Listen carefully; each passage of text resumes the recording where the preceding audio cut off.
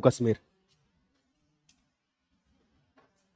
जो भगन सर की क्लास चलेगी 9 से लेकर, वो क्लास चलेगी आपकी 12 बजे तक,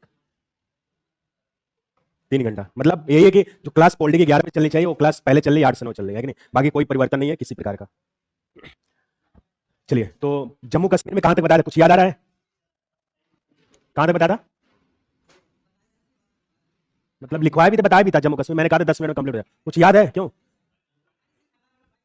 अच्छा, हरी सिंह पहुंच गए थे, चलो, तो मतलब काबलियन आक्रमण तक बता दिए थे ना, चलो कोई बात नहीं।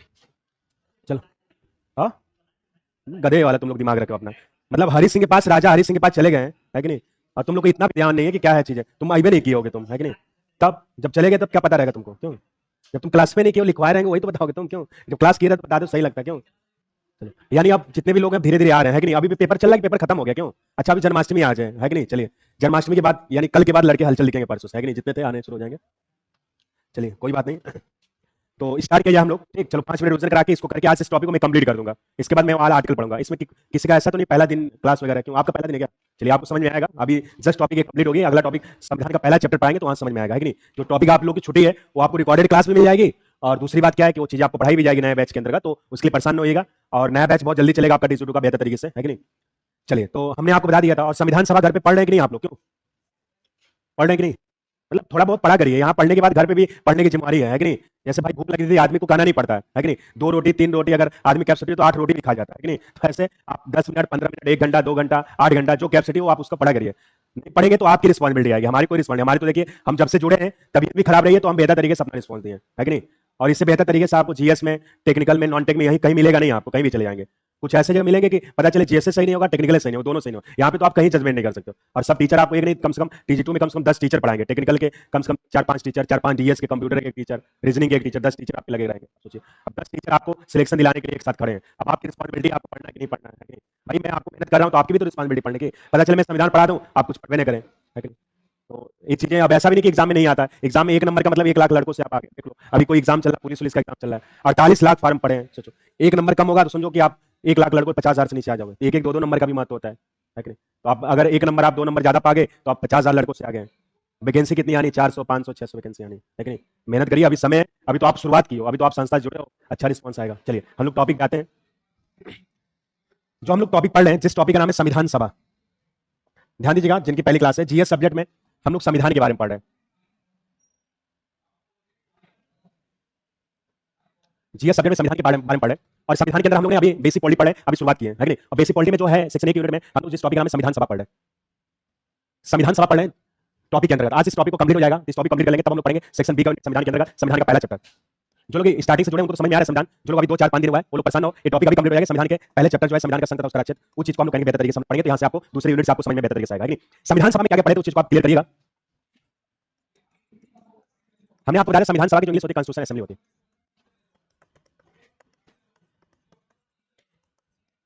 संविधान सभा की जो इंग्लिश होती है कॉन्स्टिट्यूशन असेंबली होती है। संविधान सभा में कई टॉपिक आपको पढ़ना है, जैसे आपको पढ़ना है संविधान की मांग, संविधान निर्माण की प्रक्रिया,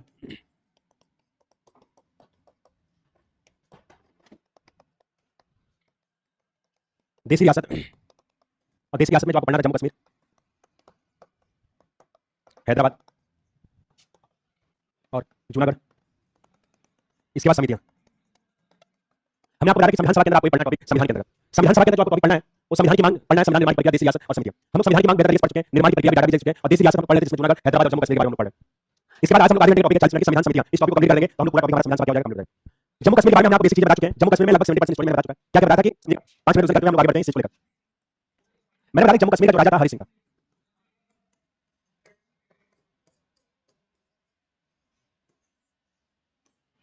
जो जम्मू कश्मीर के राजा थे वो उनका नाम क्या था? हरि सिंह था, है कि नहीं? जम्मू कश्मीर के जो राजा थे हरि, जम्मू कश्मीर के बारे में हमने आपको बेसिक चीजें बता चुके हैं। जम्मू कश्मीर में लगभग 70% स्टोरी मैंने बता चुका है। क्या क्या बताया था कि समझिएगा, 5 मिनट रिवीजन करते हुए हम लोग आगे बढ़ते हैं इस चीज को लेकर। मैंने बताया था कि जम्मू कश्मीर का जो राजा था हरि सिंह था।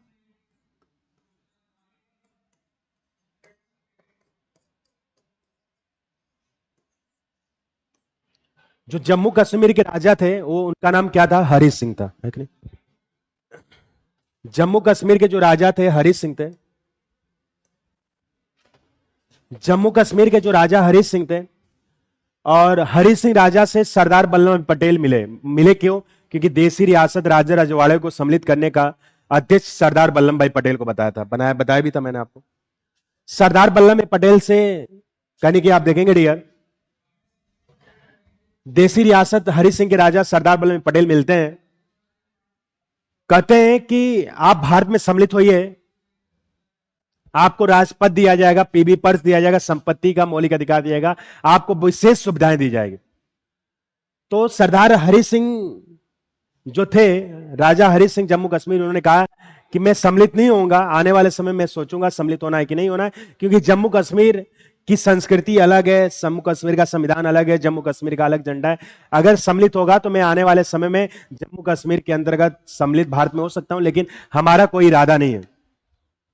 लाख मनाए सरदार वल्लभ भाई पटेल, लेकिन इस बात को नहीं कैप्चर किया। मैंने आपको बताया भी था, पाकिस्तान के प्रधानमंत्री रियाकत अली मिलते हैं सरदार हरि सिंह से, कहते हैं कि आप भारत के अंदर सम्मिलित ना होके पाकिस्तान में सम्मिलित हो, जो पाकिस्तान भारत सुविधाएं दे रहा है उससे हम आपको बेहतर सुविधाएं देंगे, आपको संपत्ति का मौलिक अधिकार देंगे, पीवी पट देंगे, अनेक प्रकार की सुविधाएं देंगे, इसलिए आप बेहतर तरीके से आप मिलिए।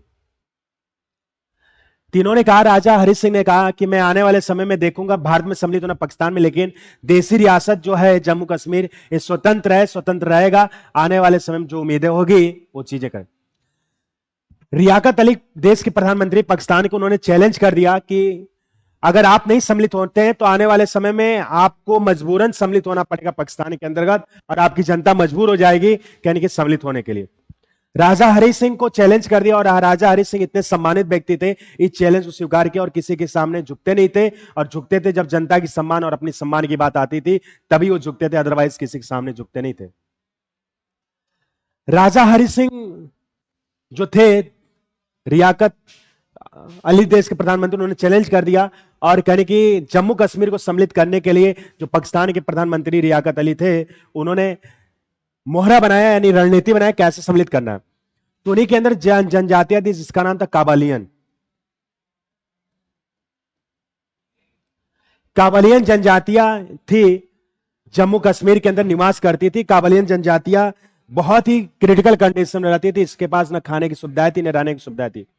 मैंने बताया था राजा हरि सिंह और जम्मू कश्मीर की जनता को सम्मिलित करने के लिए रियाकत अली ने काबालियन जनजातियों से मिले, कहा कि काबालियन जनजाति अगर जम्मू कश्मीर की जनता को अगर आप मजबूर कर देते हैं, हरि सिंह को मजबूर कर देते हैं कि जम्मू कश्मीर की जितनी संपत्ति रहेगी आपकी रहेगी, और भूखंड जम्मू कश्मीर का जितना जमीन रहेगा वो पाकिस्तान का रहेगा, और आपको सरकारी आवास दिया जाएगा, पाकिस्तान के सरकारी नौकरी में सुविधाएं दी जाएगी, आने वाले समय आपको इतना पैसा दिया जाएगा कि दिन दशा खराब हो जाएगी। यही काबालियन जनजाति को स्वीकार किया, मैंने आपको जो बताया था, और जम्मू कश्मीर के अंदर अट्रैक्ट बोल दिए, जम्मू कश्मीर की जनता पे अट्रैक्ट कर दिए, वहां की महिलाओं का रेप करने लगे, बहुत ज्यादा अत्याचार करने लगे, और लगभग जम्मू कश्मीर के अंदर आप देखें भूभाग को 100% में 80% भूभाग पूरा जम्मू कश्मीर को कवर कर लिए, मात्र 20% भूभाग बचा था जो राजा हरि सिंह कहलाता था।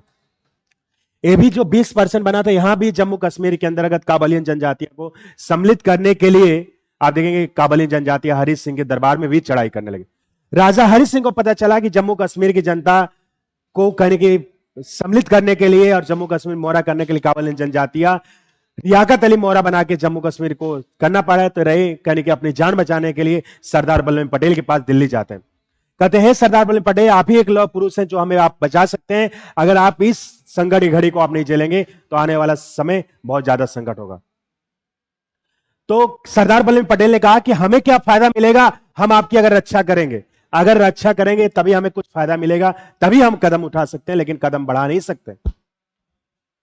आप सोच समझ लीजिए, अगर भारत के अंदर आप जम्मू कश्मीर को सम्मिलित करते हैं तो 1 इंच आपका जो जमीन का इंच है कभी आपका झुकेगा नहीं, आप हमेशा जम्मू कश्मीर जैसे था वैसे आप रहेंगे, बस आप जम्मू कश्मीर को भारत में रजिस्टर्ड कर लीजिए।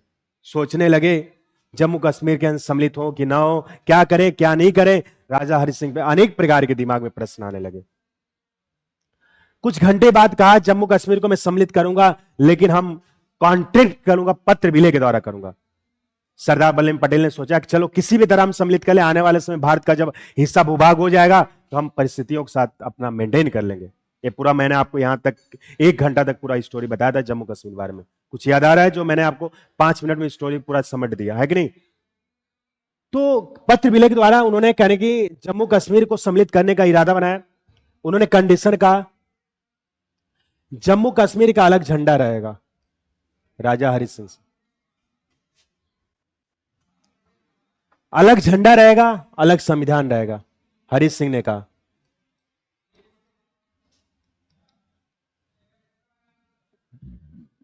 इन्होंने कहा कि कोई बात नहीं, संविधान अलग हो, झंडा अलग हो, कोई बात नहीं, हम इस चीज को क्या, जम्मू कश्मीर आर्टिकल 307 के तहत विशेष राज्य का दर्जा दिया जाएगा।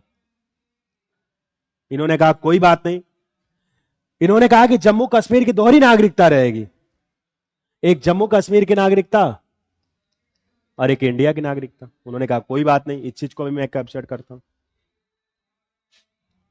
जम्मू कश्मीर का कोई भी पुरुष किसी भी अदर स्टेट की महिलाओं से शादी नहीं कर सकता, या जम्मू कश्मीर के अंदर कोई भी अदर स्टेट का पुरुष जम्मू कश्मीर की महिलाओं से शादी नहीं करेगा। अगर उस करता है जम्मू कश्मीर का कोई भी व्यक्ति महिला, उसकी नागरिकता छीन ली जाएगी, उसकी संपत्ति जब्त कर दे। लेकिन हरि सिंह ने की बातों को उन्होंने रोका कि ये गलत है भाई, शादी करने का अधिकार हमारा संविधान भी देता है और हमें शादी कहीं भी किसी भी स्टेट कर सकते हैं। लेकिन इस चीज को कैप्चर नहीं किए, नहीं माने। इतने शर्तों के द्वारा रजिस्टर्ड कर दिए जम्मू कश्मीर को, भारत में पूर्णतः आप देखेंगे विलय कर दिए जम्मू कश्मीर को। राजा हरि सिंह अब कहे आप आराम से बैठिए, अब आपकी जिम्मेवारी नहीं है, अब राजा हरि सिंह की जो जिम्मेवारी है जम्मू कश्मीर को सम्मिलित करने के लिए। कहे कि आपको 24 घंटे के अंतर्गत, मैं जम्मू कश्मीर को 24 घंटे के अंतर्गत आपके कदमों में ला दूंगा। जैसे जम्मू कश्मीर की जनता थी वैसे पड़ी रहेगी, उसके लिए आप परेशान ना होइए। इन्होंने कहा कोई बात नहीं। अब ये जिम्मेवारी किसकी होगी? सरदार वल्लभ पटेल की होगी। सरदार वल्लभ पटेल ने अपने सेनाओं को मोटिवेट कहा हे भारतीय सेना, उस समय आ गया है, देश का पहला युद्ध होने वाला है हमारे और पाकिस्तान के बीच। भाई आप देखेंगे जब पाकिस्तान की बात आती है तो हर युवा के अंतर्गत अलग जोश दिखती है, लेकिन भाई देखो मैच में इतनी जोश दिखती है। अगर इंडिया 100 रन बनाए तो बॉलर जिताने की कैपेसिटी रखते हैं। अगर इंडिया 300 रन ऊपर बना दे 50 ओवर में, तभी भी जिताने की उम्मीद रखती है। हर बॉलर और बैटिंग का अलग अलग होता है। बॉलर बैटिंग का अलग होता है, लेकिन जनता के अंदर आप देखेंगे जनता का बड़ा अस्तित्व होता है। अगर इंडिया मैच जीत गई तो बड़ी खुशहाली मनाई जाती है, और वहीं आप देखेंगे इंडिया मैच हार गई, यहां तक कि टीवी उबी रहता है तो आदमी फोड़ देता, मोबाइल तक कुछ देता, नहीं मोबाइल है कि नहीं। और यहां तक इतनी घटनाएं देखने को मिली है कि जिनकी नई नई शादी वो बीवी तक छोड़ दिया, सोचो है कि नहीं भाई, रियल घटना है। आप देखेंगे न्यूज़पेपर में, मैं अलग से आपको नहीं बता रहा हूं। वैसे सरदार हरि सिंह आराम से बैठे दिल्ली दरबार में, सरदार वल्लभ पटेल ने कहा कि वो समय आ गया है कि जो हम कहने की मुंह तोड़ जवाब दे सकते हैं। आज हमारा जम्मू कश्मीर हिस्सा बन चुका है, पत्र विलेख द्वारा पढ़ा है, कॉन्ट्रैक्ट द्वारा पढ़ा है, लेकिन आने वाले समय में जम्मू कश्मीर हमारा पूरा 100% हिस्सा होगा। लेकिन आप इसको जजमेंट करिए, जम्मू कश्मीर को अब आपकी जिम्मेवारी है, हमारे सैनिक भारतीयों आपकी जिम्मेवारी है। ये 80 भूभाग भाग में काबिलियत जनजाति के लिए 20% भाग बचा हुआ है, ये आपकी जिम्मेवारी है। आप इसको कितना कैप्चर करेंगे, इसको आप कितना सम्मिलित करेंगे। अब एक प्रश्न बना कि भाई जम्मू कश्मीर में 80% हिस्सा काबिलियत जनजाति के लिए, मात्र 20% बचा है, कहां से युद्ध करेंगे? बड़ा क्रिटिकल संभावना थी भारतीय सेनाओं के साथ। पहला से था कि 20% जो हिस्सा बना है तो यहां से तो भारतीय सेना चढ़ाई करके मुंह तोड़ जवाब काबिलियत जनजातियों को दे सकती है। लेकिन एक दूसरा बना जहां हवाई अड्डे थे जम्मू कश्मीर के अंतर्गत, वहां अभी पूर्णतः उस चीज को कैप्चर नहीं किए थे जम्मू कश्मीर के अंदर काबिलियत, वहां सेनाओं ने किया और सेनाओं ने मुंह तोड़ जवाब दिया। और मुंह तोड़ जवाब देने के बाद आप देखें काबिलियत जनजातियां वो कहने की इतनी जबरदस्त तरीके से परफॉर्मेंस दिया, काबिलियत जनजातियां धीरे धीरे जम्मू कश्मीर ग्राउंड को छोड़ के भागने लगी।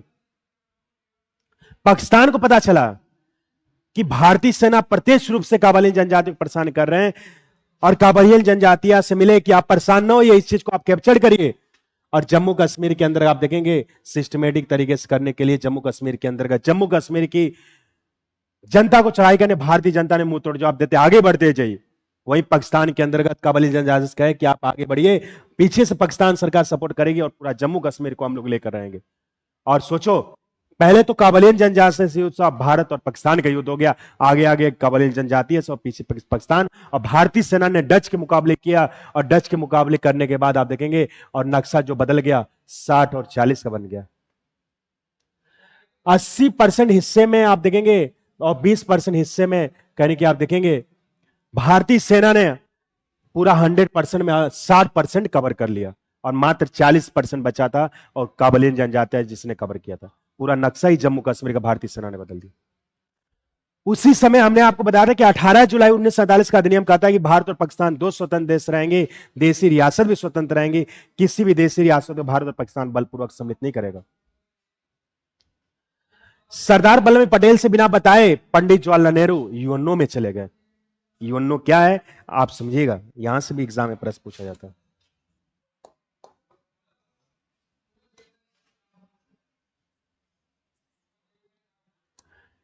यूएनओ का फुल फॉर्म होता है यूनियन नेशन ऑर्गेनाइजेशन, जिसे संयुक्त राष्ट्र संघ कहते हैं। करंट में आप पढ़ोगे। इसकी स्थापना हुई थी 24 अक्टूबर 1945 को। 24 अक्टूबर 1945 को यूएनओ की स्थापना हुई थी। बोलो है कि नहीं। यूएनओ के 5 अस्थायी सदस्य, परमानेंट सदस्य, जैसे अगर हम बात करें तो अमेरिका, रूस, चीन, ब्रिटेन। एक और सदस्य बन रहा है, बताओ कौन सा सदस्य है। अमेरिका, रूस, चीन, ब्रिटेन और एक सदस्य है, याद नहीं आ रहा है। अमेरिका, रूस, चीन, ब्रिटेन और एक सदस्य है फ्रांस। गुड, हाँ फ्रांस।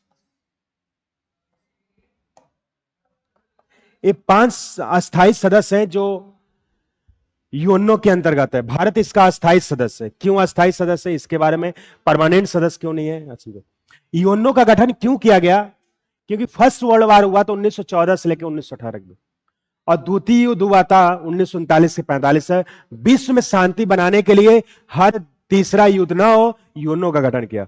कोई देश किसी देश पे अत्याचार करता है, कोई देश किसी पे आक्रमण करता है, अगर यूएनओ की बात नहीं मानता तो पांचों देश, अमेरिका, रूस, ब्रिटेन और फ्रांस मिलकर उस देश को कहने के समझाएंगे। अगर ना मानेगा तो पांचों देश उस देश पे क्या करेंगे, लड़ाई करेंगे। विश्व के शक्तिशाली देश यही 5 कहे जाते हैं, जिनका नाम अमेरिका, रूस, चीन, ब्रिटेन और फ्रांस है। पंडित जवाहरलाल नेहरू ये बात यूएनओ में लेकर चले गए। यूएनओ से कहा पाकिस्तान ने 18 जुलाई 1947 को अधिनियम को उल्लंघन कर रहा है और पाकिस्तान के अंदर जनताओं को बहुत ज्यादा अत्याचार कर रहा है, इसलिए इसका यूएनओ का बंटवारा करिए। और ये जहां जहां भारत और पाकिस्तान से युद्ध हो रहा है उस युद्ध को रोका गया। उसमें इंडिया ने 60% हिस्सा कवर किया और 40% किसने कवर किया, पाकिस्तान ने। पाकिस्तान ने 40% कवर किया था और ये कहा कि इसका बंटवारा यूएनओ के द्वारा किया जाएगा, और ये लाइन को कहने की कंट्रोल किया गया। और कुछ समय बाद इसका बंटवारा किया गया और चाइना और अमेरिका दिमाग लगाने लगा इसमें। चाइना चला गया भारत के पंडित जवाहरलाल नेहरू के पास, कहा कि जो यूएनओ ये जम्मू कश्मीर का हिस्सा है, मैं चाहता हूं एक्सपोर्ट इंपोर्ट आयात निर्यात करने के लिए, ताकि मुझे जम्मू कश्मीर का हिस्सा मिले। जो यूरोपीय देश हैं, एशियाई देश है, मुझे बिजनेस करने के लिए परेशानी ना हो। पंडित जवाहरलाल नेहरू ने कहा कि अंग्रेज आए थे केवल मसालों की खेती करने के लिए, मसाला का व्यापार करने के लिए, और उन्होंने इतना भारत को गुलाम बना लिया कि पूरा उन्हीं का भारत हो गया। क्या पता कि मैं अगर आपको 2 से 3% अगर मैं आपको दूंगा तो आने वाले समय में हिस्सा पूरा चाइना हो जाएगा। वैसे आप देखेंगे चाइना का सामान भारत में बहुत बिकता है। दिवाली देखिए, है कि नहीं, होली देखिए, जो भी आइटम है 50% चाइना के लोग यूज करते हैं। अभी कपड़ा चाइना को कोई यूज नहीं किया, क्यों, कपड़ा यूज करना भी उचित नहीं है कि नहीं। आदमी कपड़ा यूज करेगा, पता चले कहीं कूद दे तो फट जाएगा कपड़े, है कि नहीं। तो चाइना के ये आदमी यूज कर रहा है सामान आज की डेट में। अगर उसमें पंडित जवाहरलाल नेहरू अगर बात को कैप्चर ना करते, अगर गलतियां कर देते तो पूरा तहस नहस हो जाता। बोलो है कि नहीं। एक पंडित जवाहरलाल नेहरू ने देश के लिए बड़ा राष्ट्रभक्ति की काम की। इसके बाद अमेरिका भी दिनान लगाने लगा। अमेरिका भी पंडित जवाहरलाल नेहरू को पहुंच गया, कहा कि मुझे एशियाई देशों में बिजनेस करने में दिक्कत होता है, इसलिए आप भी मुझे 2 से 3% आप जमीन दीजिए। इन्होंने वही एग्जाम्पल दिया कि अंग्रेज मसालों की खेती करने आए थे, उन्होंने हमें उनको बस रहने की जगह दी, मसाला उन्होंने सोने की जगह बना, पूरा भारत पे सो के राज किया कई वर्षों तक।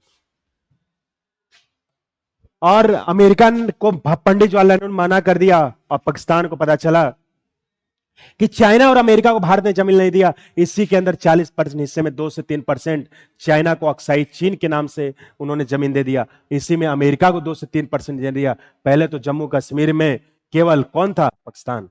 अब इसमें कौन कौन हो गया? अमेरिका और चाइना। अब सोचो, यूएनओ को बंटवारा हुआ, रखा गया मुद्दे को कि यूएनओ, पंडित जवाहरलाल नेहरू ने बात रखा यूएनओ के अंदर, कहा कि यूएनओ का भारत का हिस्सा है और भारत का हिस्सा बनना चाहिए, क्योंकि जब काबलियन आक्रमण किए थे तब राजा हरि सिंह ने अपने मर्जी के खिलाफ लीगल कानूनी रूप से यानी कि जम्मू कश्मीर के अंतर्गत उस चीज को कैप्चर किया था, सम्मिलित किया था। इसलिए आप जम्मू कश्मीर के अंतर्गत इस चीज को आप सम्मिलित करिए, इस चीज को आप करिए, है कि? तो अमेरिका चाइना क्या चाहेगा? जम्मू कश्मीर का हिस्सा पूरा मिले? नहीं चाहे भाई। आप देखेंगे जिसके अंतर्गत आप घर से जाएं, उस घर से आपको पनीर मिले, पूड़ी मिले, रसगुल्ला मिले, आप चाहेंगे वो घर में खाना राशन बंद हो जाए? भाई आप भी चाहेंगे कि और जहां एक रसगुल्ला मिल रहा वहां 5-5 रसगुल्ला मिले, है कि नहीं? यही तो आप चाहेंगे। क्यों? आप क्या चाहेंगे भाई कि वो भी बंद हो जाए मिलना? वैसे चाइना और अमेरिका की कंडीशन हो गई, यूएनओ में रखा गया। अमेरिका ने कहा कि ये गलत है, पूरा हिस्सा जम्मू कश्मीर का किसको देना चाहिए? पाकिस्तान को देना चाहिए।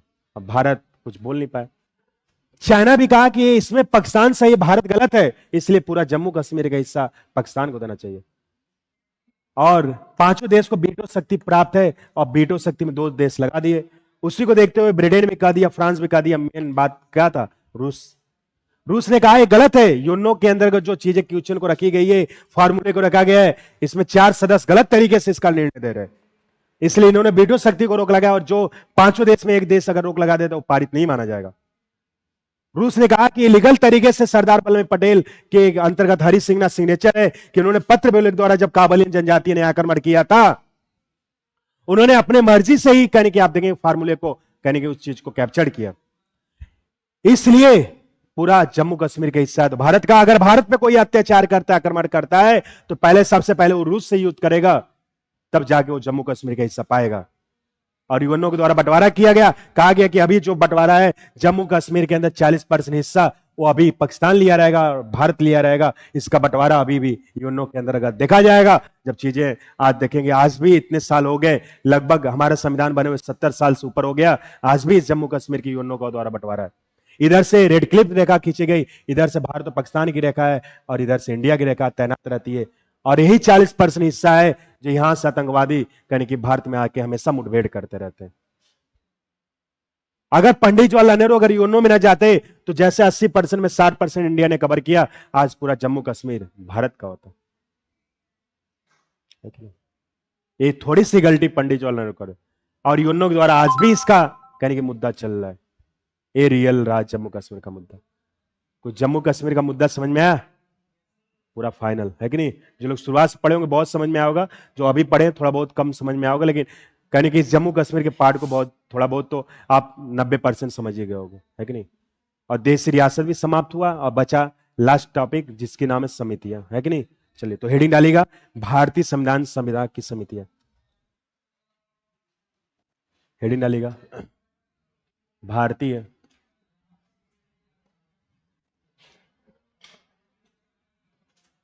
संविधान। क्या दिया? क्या लिखवाएंगे? जी स्टोरी जानते रहो, क्या लिखवाएंगे? बात बस समझते रहो कि जो मेन पूछा जाए वही लिखवाएंगे कि कहानी लिखवाएंगे।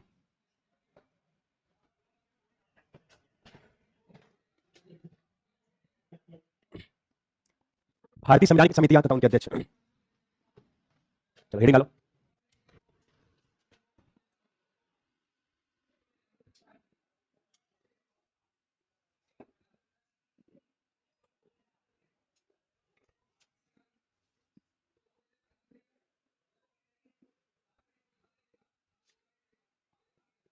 चलिए हेडिंग डालिएगा भारतीय संविधान की समितियां।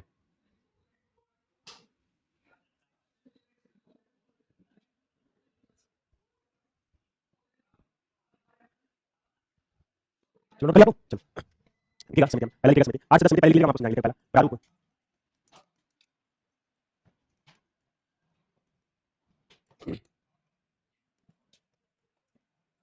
डॉक्टर भीमराव अम्बेडकर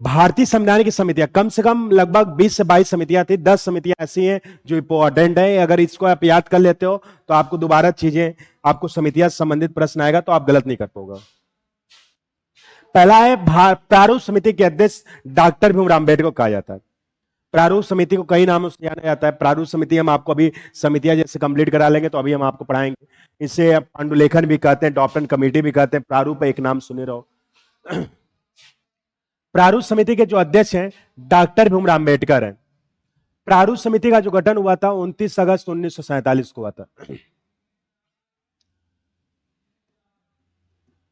प्रारूप समिति का जो रिपोर्ट आया था 21 फरवरी 1948 को आया था प्रारूप समिति में कुल 7 सदस्य थे अन्य सदस्य 6 थे कभी कभी यह भी पूछा जाता आपसे एग्जाम में कि प्रारूप समिति का गठन कब हुआ था 29 अगस्त 1947 को प्रारूप समिति में कुल कितने सदस्य थे 7 और अन्य सदस्य कितने थे 6 अब प्रारूप समिति का रिपोर्ट कब आया था 21 फरवरी 1948 को कभी कभी ऐसे एग्जाम में कहीं प्रश्न पूछा जाता है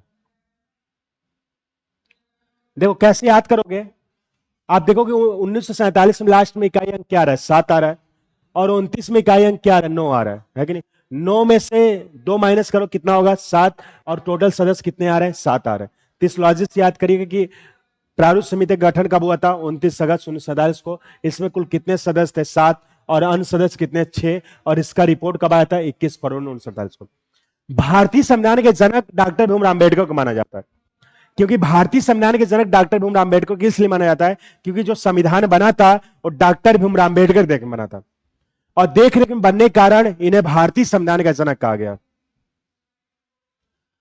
और इसमें कुल 7 सदस्य थे डॉक्टर भीमराव अम्बेडकर को लेकर टोटल 7 सदस्य थे अगर अन्य सदस्य देखा जाए 6 थे जैसे टीटी कृष्णामाचारी थे अभी हम आपको हेडिंग डलवा के प्रारूप समिति में कुल 7 सदस्य लिखवाएंगे जैसे टीटी कृष्णामाचारी थे के एम मुंशी थे मांगो राव थे अल्लादी कृष्णा स्वामी अय्यर थे ऐसे टोटल 7 सदस्य थे तो कभी कभी पूछा जाता है कि प्रारूप समिति के अध्यक्ष कौन है डॉक्टर भीमराव अम्बेडकर कुल कितने सदस्य थे 7 अन्य सदस्य कितने थे 6 प्रारूप समिति का गठन कब हुआ था 29 अगस्त 1947 को इसका रिपोर्ट कब आया था 21 फरवरी 1947 को बोलो है कि नहीं देखो प्रारूप में एक शब्द आ रहा रूप कैसे याद करोगे प्रारूप में एक शब्द आ रूप में एक आ रहा अंबे डॉक्टर अंबेडकर में आ रहा अंबे जी का रूप सुंदर है या ऐसे याद कर सकते प्रारूप में एक शब्द आ रहा पापा प्रा से हम लोग लेटेस्ट करें पापा और संविधान के पापा कौन है फादर डॉक्टर भीमराव अम्बेडकर है तो प्रश्न बनेगा प्रारूप समिति के अध्यक्ष कौन है डॉक्टर भीमराव अम्बेडकर कुल कितने सदस्य थे 7 अन्य सदस्य 6 इसका गठन कब हुआ था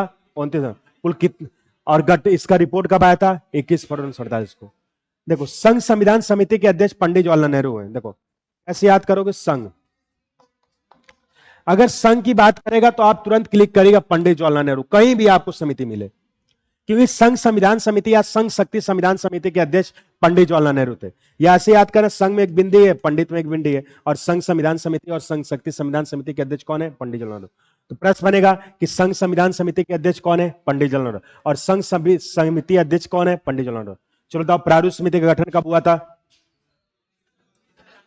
प्रारूप समिति में कुल कितने सदस्य थे अन्य सदस्य इसका गठन कब हुआ था हाँ इसका रिपोर्ट 21 फरवरी 1947 को और गठन कब हुआ था 29 अगस्त 1947 को है कि नहीं और संघ संविधान समिति के अध्यक्ष कौन है और संघ शक्ति संविधान समिति के अध्यक्ष देखो झंडा समिति के अध्यक्ष डॉक्टर राजेंद्र प्रसाद पहले आचार्य जेबी कृपलानी को माना जाता था लेकिन अब आयोग ने प्रश्न को ही चेंज कर दिया अब झंडा समिति के अध्यक्ष डॉक्टर राजेंद्र प्रसाद को माना जाता है आप देखेंगे डियर 22 जुलाई 1947 को संविधान सभा द्वारा झंडा को स्वीकृति प्रदान की गई, इसलिए प्रत्येक वर्ष 22 जुलाई को क्या मनाया जाता है? झंडा दिवस मनाया जाता है कि नहीं? तो झंडा कब कब फहराया जाता है? आप याद करो, 15 अगस्त को फहराया जाता है और कहने की 26 जनवरी को, है कि नहीं? दो ही जगह झंडा फहराया जाता है कि नहीं? और झंडा 15 अगस्त और 26 जनवरी फहराया जाता है। और जब हम लोग 15 अगस्त या 26 जनवरी को झंडा फहराते हैं तो हम लोग को क्या मिलता है? प्रसाद मिलता है। प्रसाद के रूप में क्या मिलता है? लड्डू मिलता है।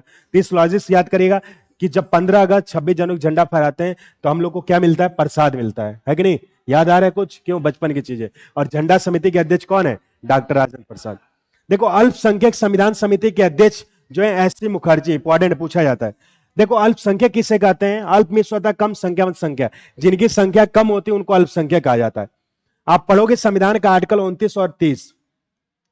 आर्टिकल 29 में कहा गया कि अल्पसंख्यक वर्ग अपने अल्पसंख्यक वर्गों के लिए शिक्षण। आर्टिकल 30 में कहा गया है कि अल्पसंख्यक वर्ग अपने मनपसंद के शिक्षण संस्थाओं की स्थापना कर सकते हैं, जो आर्टिकल 29-30 में अल्पसंख्यक के बारे में पढ़ोगे डियर।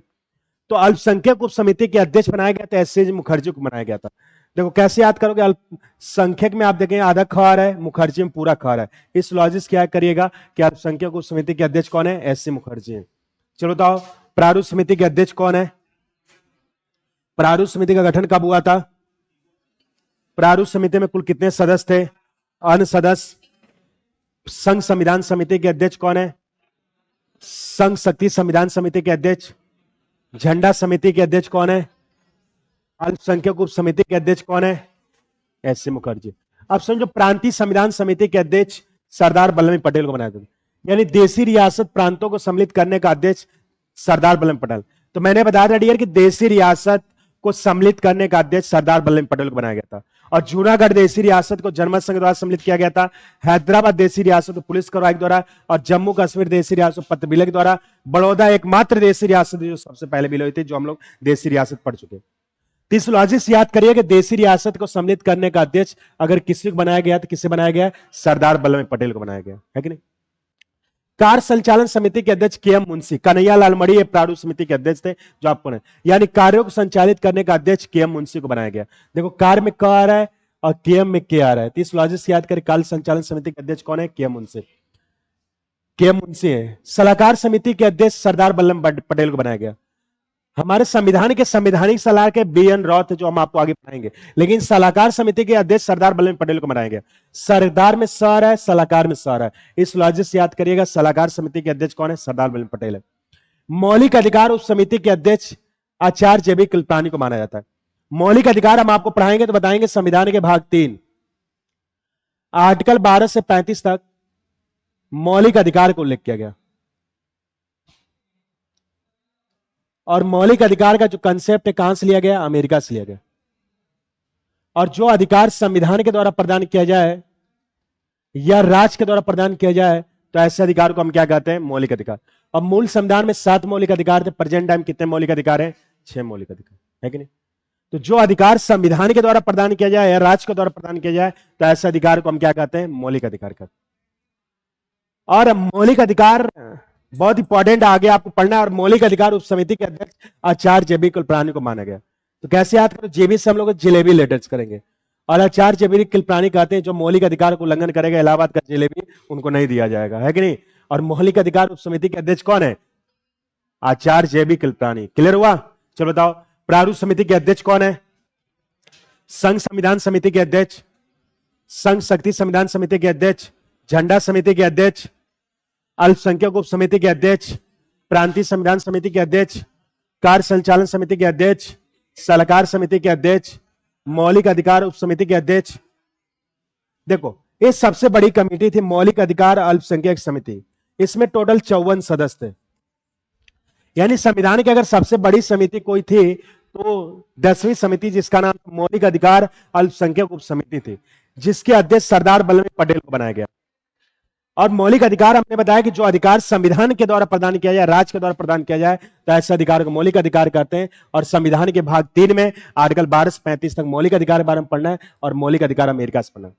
अल्पसंख्यक आपको पढ़ना है, आर्टिकल 29 और 30 के बारे में पढ़ाएंगे तो उसमें अल्पसंख्यक के बारे में पढ़ना है। अल्प में स्वतः कम संख्या में संख्या जिनकी संख्या कम होती है उनको अल्पसंख्यक कहा जाता है कि नहीं? तो मौलिक अधिकार अल्पसंख्यक उच्च समिति के अध्यक्ष कौन है? सरदार वल्लभ पटेल है।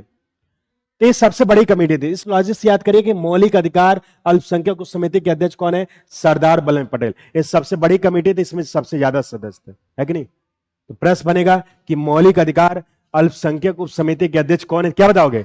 सरदार वल्लभ पटेल। और ये सबसे बड़ी समिति। आप समझो कुछ टॉपिक बची है डियर, जैसे इसमें क्या क्या बचा है, जैसे प्रारूप समिति बचा है, इसमें टोटल 7 सदस्य, है कि नहीं? और कुछ फैक्ट चीजें बची हैं, और वाचन बचा है, कब कब संविधान को पढ़ा गया। ये लगभग हम आपको 10 से 15-20 मिनट लगेगा, अगर इसको हम आपको पढ़ा देंगे संविधान सभा टॉपिक क्या हो जाएगा? कंप्लीट हो जाएगा। टाइम हो गया नहीं तो मैं आपको 15-20 मिनट जो टाइम लगेगा बचेगा इसको पढ़ा देंगे। और जिनका मान लो 2-4-5 दिन हुआ जुड़े हुए संस्था में, वो कल से हम नया टॉपिक पढ़ाएंगे, संविधान का पहला चैप्टर संघ तथा उसका अच्छे समझ में आएगा। कल पूरा बेसिक पॉलिटी कंप्लीट हो जाएगा। बेसिक पॉलिटी से भी प्रश्न एग्जाम में बनता है, अब आपको संविधान और बेहतर तरीके से समझ में आए, इसलिए मैं आपको बेसिक पढ़ा रहा था। अब संविधान की मेन शुरुआत होगी, कल से होगी संविधान के पहले चैप्टर से। अब हम लोग संविधान पढ़ना स्टार्ट किए, जो मैं आपको पढ़ा रहा था अभी 1 हफ्ते 10 दिन के अंदर, अभी बेसिक चीजें पढ़ा रहा था। जैसे मैथ में कहा जाता है जोड़ो घटाओ गुणा भाग, है कि नहीं? तो इसको याद कर ले होगा समितियां, बोलो। देखो अब आएगा तो ऑप्शंस भी आप ट्रिक लॉजिक के माध्यम से प्रश्न को आप कर ले जाओगे, है कि नहीं? बाकी जो छोटे टॉपिक वो सब कंप्लीट कराई जाएगी। बाकी नया बैच भी स्टार्ट होगा, उसमें जो नए लोग जुड़ेंगे उसमें आप जब भी स्टार्ट होगा 10-15 दिन बाद उसमें जुड़, नया बैच भी स्टार्ट होगा, उसमें जो नए लोग जुड़ेंगे उसमें आप जब भी स्टार्ट होगा 10-15 दिन बाद उसमें जुड़ जाएंगे। बाकी ये तो बैच ऐसे चलता रहेगा, है कि नहीं? बाकी हम लोग मिलते हैं ब्रेक के बाद, यानी कल। बाकी नेक्स्ट आपकी पकड़ से क्लास रहेगी 9 से 12 तक। हमारी क्लास जो रहेगी 8 से 9 रहेगी, है कि नहीं? जो प्रॉपर चलती है तो वैसे चलेगी, कोई इशू तो नहीं है ना? क्यों मतलब टाइम का तो कोई इशू नहीं है ना? चलो तब ठीक है, नेक्स्ट कल मिलते हैं।